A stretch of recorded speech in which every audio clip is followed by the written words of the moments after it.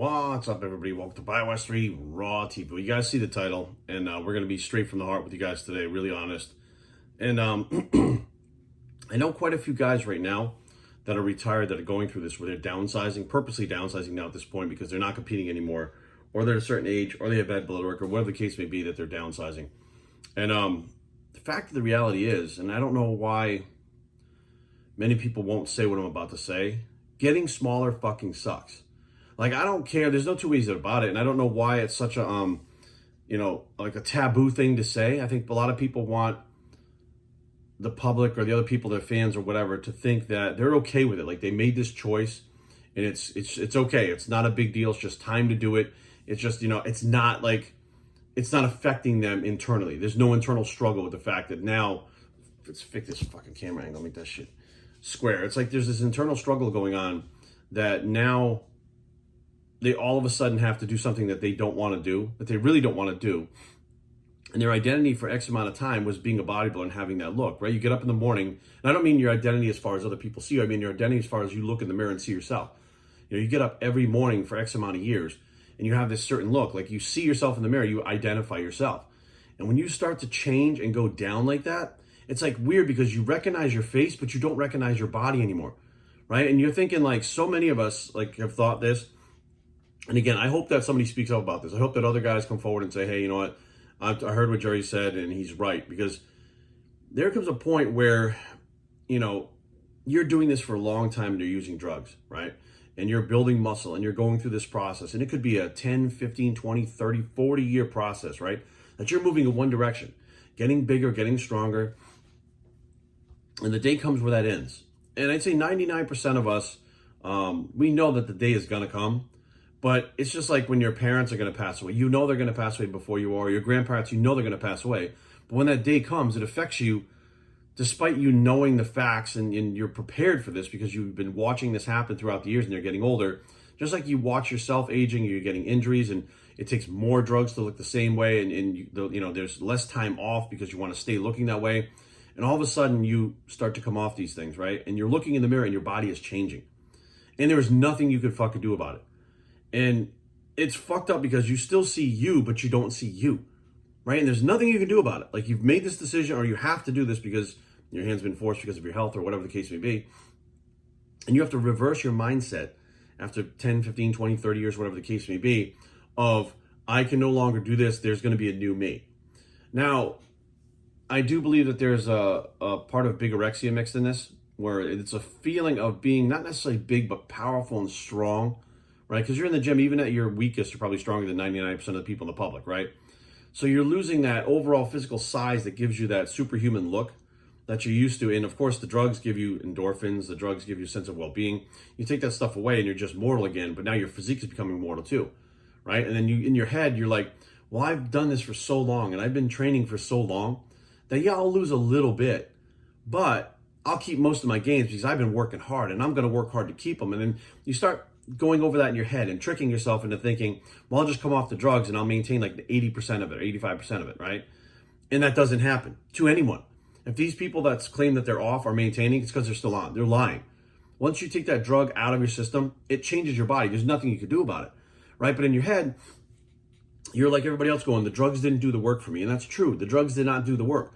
But the drugs allowed your body to do something it can't naturally do.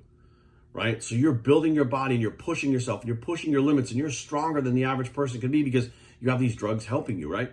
And that strength goes up and that physique goes up and you're like, well, realistically, I'm in the gym every day and I'm going through the pain. I'm giving the sacrifice. I'm stuffing the food down or I'm dieting, whatever the case may be.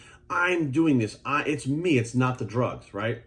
So we have a tendency not to give the drugs as much, sorry, we ran out of room here. So you tend not to give the drugs the recognition that they deserve because you feel like if you can't maintain your physique when you come off, everyone was right. All the steroid naysayers, all the people that fucking pointed the finger saying drugs, cheating, you're not doing the work, all this stuff, they were right. If you can't maintain your physique when you come off the drugs, it was all the drugs, right? And you don't want that. Nobody wants that, right? So all of a sudden you start seeing your body transform and you realize, like, it clicks. You're like, holy shit, those drugs are doing a fuck ton more than I actually thought that they were. And that's when some depression starts to set in. You're like, well, shit, how far is this going to go? right? Am I going to go from 220 pounds down to 150 pounds again? Like, it very well could happen, right? If you're off of everything, I mean, TRT, which is doctor prescribed TRT, not somebody buying a bottle of testosterone at the gym and taking TRT. That's not TRT. That's taking illegal steroids still. TRT is a controlled prescribed dose that your doctor gives you, and you only use that dose just to bring your levels up and you're getting blood work done, right? If you're buying a bottle of testosterone at the gym, taking 2 to 3 cc's a week, calling it TRT, you're not on TRT, you're on a smaller cycle, right? Which happens. Like, there's actually like it's almost like a fucking relapse that happens with many guys when they go off the stuff, where they decide to get off and they see the physique changing. They're like, well, fuck. They go back on a little bit, right? They go back on a little bit. It's like, oh, my body's not working properly. Oh, my body doesn't produce testosterone, all this stuff. No blood work, no doctors. They go on a little bit. And then they're like, oh, well, fuck, I'm still coming down. Of course, because you're taking barely nothing compared to what you were. And then the dose goes up a little bit, right? And then all of a sudden you add in a little bit of this, add in a little bit of that. Next thing you know, you're on a small cycle, just trying to stop. And you have downsized, but you're not downsized to the point where you're going to continue to downsize because you're still taking drugs. You've just changed that stat. And then you start to realize again, your dosages are going up again. You're like, what the fuck? And then you start realizing, well, I can't do this. And you say, okay, well, I'm going to taper these dosages down now. I didn't taper long enough, or I didn't taper at all before. I'm going to taper these dosages down, and that should allow my body to kick back up at the same time. So when the dosage go down, my body comes up. You know what's going to happen? I'll maintain my gains now like this. It's another plan. And that fucking plan fails too. Why? Because when you remove the drugs, the effects go too. Doesn't matter how long it you take to fucking taper them down. The same shit happens, right? So after this back and forth and realizing that fucking the drugs did a lot more than you thought they did, and they don't want to admit it. These guys will not fucking admit it. Pro bodybuilders, people that are just, living the lifestyle, they will not fucking admit that they are nowhere near anything that they were off those drugs when they were on. That's just the fucking bottom line. It's not about, I did the hard work. Yes, you did the hard work, but without those drugs, you don't get that look. You don't have that mass. That's all there is to it. And when you remove it, you lose it. And I think a lot of people are not ready for that. I think a lot of people don't give the drugs the recognition that they deserve for what they really do. And they think, because they don't actually think it's doing it. They really have delusional themselves, and they believe that they're the ones that have built this physique. And even without the drugs, they look the same. Well, if that's the case, then why did Ronnie Coleman keep taking them, right? Why did Ronnie Coleman just go on gear, get fucking gigantic, and come off and compete at 280 instead of 295, right? If he could keep most of the gains, right? Why did he have to keep taking them? If he's the most genetically elite person, why did he have to continue taking steroids, increasing the dosages to get better, still doing his cardio because he's super lean by nature? Like, people are not getting it. Like, these drugs play a huge part in not just what we represent ourselves physique-wise, but who we become as a person. And then the questions start asking, oh, you look like you're losing weight, and that will fuck with somebody's head. Oh, you're trimming down, that will fuck with their head, because you're not getting ready for show. You realize what you're losing is muscle, it's not fat. The external sources start to fuck with your head.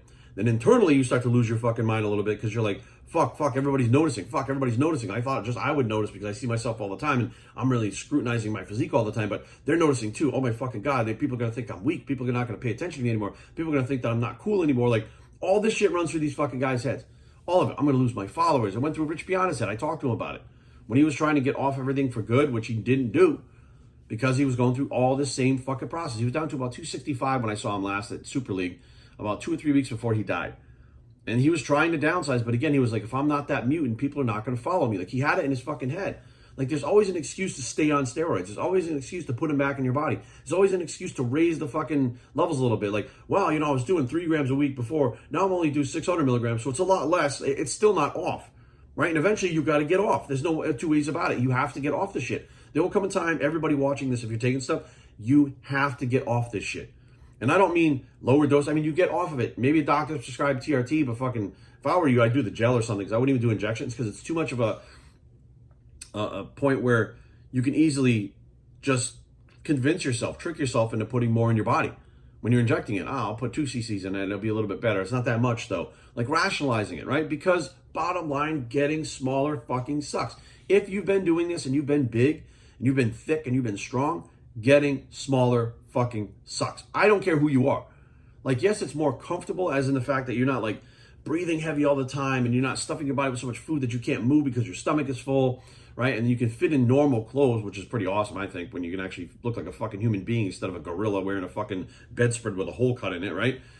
All these things like that could make your life better, you look at as bad things, because it's marking it's like landmarks of I'm getting smaller, I'm no longer looking like a bodybuilder, I'm losing my physique, I wasted all my time, the drugs did more than I thought they did, and you will fucking fight mentally to try to make sure those things don't happen. You'll try to prove to yourself that the drugs weren't doing as much as they actually were doing. You'll go back in the gym and train your fucking ass off, do cardio, diet like a motherfucker, still losing that muscle, still shrinking up. And you're like, no, fuck this. You'll switch programs, you'll switch diets, you'll do fucking take new supplements you've never taken before, all because you don't want to get smaller. And I fucking get it. I 100% understand it. But I'd say 99% of the guys out there right now that I know for a fact are going through this won't talk about it. They think like they're the only one because they're embarrassed. They're embarrassed to admit how much the drugs really did.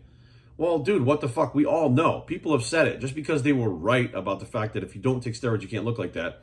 And the steroids do a lot more than you think they do. Just because they were right doesn't mean that you can't fucking tell them they were right, right? Sitting there to fucking try to save face and be like, well, I don't want to admit that I was wrong. Like, just say they were fucking right, get over it and keep moving along, right? As a matter of fact, I had a lot of people point the finger at me and be like, Jerry's going through a midlife crisis. Look at that beard. Look at that fucking hair. Look what he's doing. I mean, I stopped cutting my fucking hair. They were like, he's going through a midlife crisis.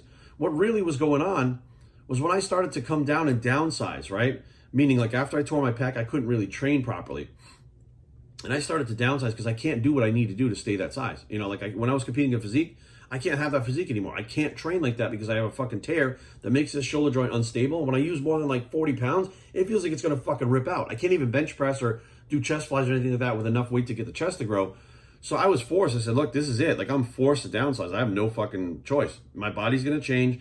Let's see where this goes. And I went through this whole entire process of trying to figure out, like, I don't understand, like, fucking, you know, I trained so hard. Why am I not maintaining? Well, you can't train anymore.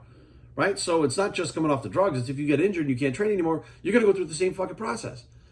So what I did was I was looking in the mirror, and again, I kept seeing my body shrink down, shrink down, shrink down, shrink down.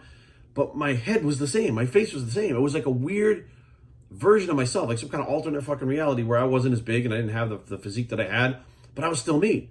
And I'm like, I just don't feel and look like me anymore. Right? And I was like, well, what do I feel like? I was like, I really like to grow my hair out again. Fuck it. If I grow my hair and my beard out again, it's starting a new chapter. I'll have a new physique, a new face, new hair. It's a new me, right? It's the new me. It's the next chapter, right? Which may sound stupid to some people, but that was my way of coping with the fact that I'm downsizing and I look like a little kid version of myself before if I'm still bald like that, right? I no longer look athletic. You know, I just look like a guy who maybe lives for recreationally, right? That's what I look like now. But for me, it was like I was identifying myself in the mirror going, man, I just feel like shit because look what's happening to me. No matter how hard I try, I can't do what I need to do. Well, there has to be some way to get past this. There has to be, of course, being through addiction before, you find ways to adapt and use your surroundings to help you get through things. Like that's part of getting over addiction. So what I did was I was like, fuck it, you know, I mean, I'm going to look totally different physically in my body. I can totally look different in my face too. Let me grow this beard and see what it looks like. I never planned on growing it out really long like this, right? But I feel like it gives my face some shape that it naturally doesn't have. Right? My neck is smaller, my face is smaller. Like it gives my face shape, right? And the hair, it was just like, look, my bald head looked really good when I was big. When I shrunk down, I had a little peanut head. I wear a size 7 hats, 6 and 7/8 sometimes, if depending on the style of the hat. But fitted hats, a size 7. I got a little peanut head. So with my shaved head, my head looks like this little fucking peanut. Even though my shoulders are not really big, my head looks like this little peanut with these little narrow shoulders. My shoulders are not really wide. Right? So it made sense to me. And I said, let me just grow my hair out, see what it looks like, see if I like it, like grow the beard out, see what happens. And this is what happened. You know, and I feel a million times better because I feel like I look like me. When I look in the mirror, I see me now. Right? I didn't see me when I was trimming down and I was bald. It was weird because it was like a version of me that I didn't know, I didn't like, and it wasn't clicking with me. I was like, I don't feel right like this. I don't feel good like this. So it's about what can I do to make myself feel better and feel good. I can change the way I look in general. Right? Because I'm changing anyway, so might as well fucking go in that direction. So beware, guys. There's a lot of guys out there right now struggling, and they're not going to say it. Pro bodybuilders, people that are at the national level, whatever the case may be, whether they retire from competition, whether they get off the drugs for health reasons, or whether they get off the drugs for legal reasons, whatever the case may be, and their bodies are changing, they're having a hard time fucking struggling. And depression comes with that, anxiety comes with that, and the reflection of oneself, right, of who they really are at heart, based on what their image is. You portray out on the outside what you feel on the inside. And they still feel like that big, strong monster on the inside, but all of a sudden now they're projecting not that big, strong monster, like an average mortal, right? And they're going to have these relapses back and forth with the steroids, right? or in my case, if I could still train, right, I'd still be pushing myself harder, right, because I could train like that. They're going to have these relapses. I just can't have the relapse because I don't have the fucking strength to do it because of the muscle tear. So they're going to have these relapses back and forth, and they're probably not going to talk about this. They're not going to come out and say this because they think they're going to look weak with it. But my personal opinion is the more that they come out and talk about this, the more people are going to realize everybody goes through this when they come off. You know, very few people other than Levroni, which Levroni will go off. He doesn't give a fuck. Like, he'll just lose the muscle and be like, I'm cool. Like, that's just how he is. Like, being a bodybuilder is never what he identified as.